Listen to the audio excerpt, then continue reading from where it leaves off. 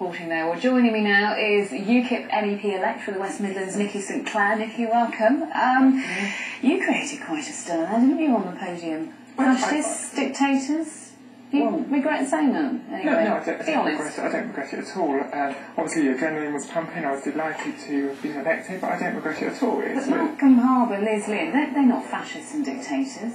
I'm saying they're party actually in the European Union itself. I mean, what is a fascist? A fascist is a dominating regime that doesn't give a say to its people. And is that not the European Union? But they've also been elected by the people democratically. I was talking about them, the parties. I said Lib Lab Con. I didn't say Malcolm Harbour, Liz Lynn. I said the Lib Lab Con. They're representative of those parties. So no regrets? No, not at all, no. Okay.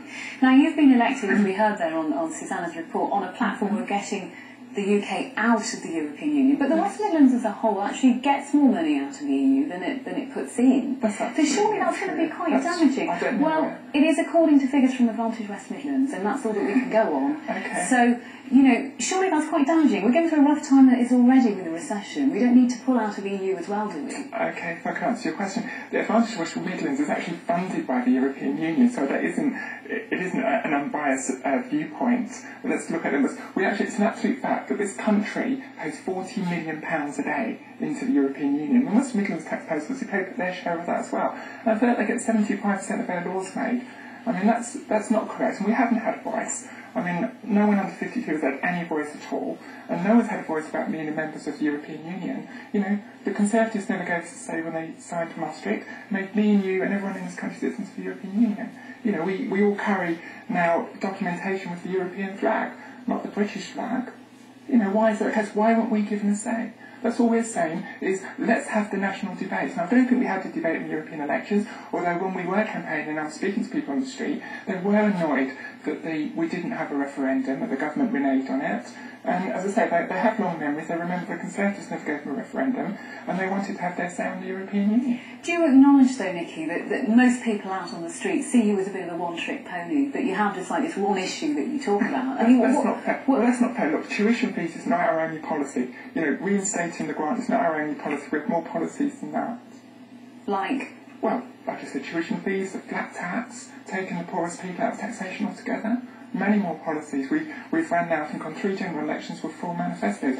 It's unfortunate the BBC and other news agencies do not wish to report those, but it's the fact that we do run 4 manifestos. So when people like Malcolm Harbour for the Conservatives pointed out that the majority of people voted for parties who want to stay in Europe, how will you be representing those people? Well, that's not true. I was in Redditch yesterday, and I've been out in Solihull as well. And also Conservative voters are alarmed that they thought by voting Conservative they were voting in support of the European Union, because they certainly weren't. And, you know, I very much like that repeated. So if Malcolm Harbour's correct, those who vote for the Lib Lab contract, they are actually saying they want to vote for the European Union in some way. So people next time when there is an election, remember, if you vote for one of those 3 parties, you are giving your support to the European Union. Final question about expenses. It's the flavour of the month at the minute. Will you be taking the annual salary, let's get this right, €92,000 plus the €300 a day attendance allowance and the €4,200 per month for running costs? I mean, you could save all that, couldn't you? How can I say? Oh, sorry, I don't really understand your question. Well, will you be taking that? Because you say that you have no choice with the European Union. You know, you have actually no choice. It's not like our Parliament in Westminster where you actually have to claim. It's actually dumped into your bank account. So you'll be having it? We'll be using them as in accordance with our election manifesto. And we will be campaigning actively to withdraw ourselves from the European Union. That's why UKIP is worth supporting. Nikki Sinclaire, thank you very much. Before we go, we've just got time for